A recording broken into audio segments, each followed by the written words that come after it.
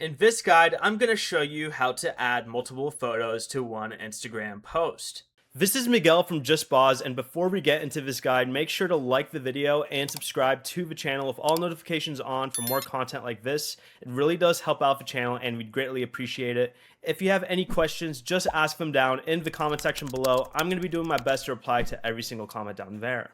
Begin by opening the Instagram app and then tap the plus icon in the top left corner and select Post.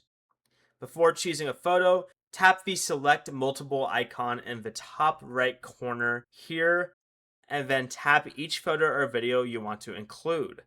A number will appear on each item showing the order they'll appear in the post.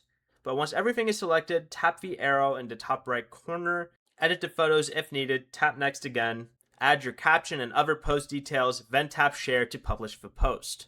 Before you leave, remember to like the video and subscribe to the channel with all notifications on for more content like this. It really does help out the channel and we'd greatly appreciate it. And if you did have any questions, just ask them down in the comment section below. I'm going to be doing my best to reply to every single comment down there. Peace.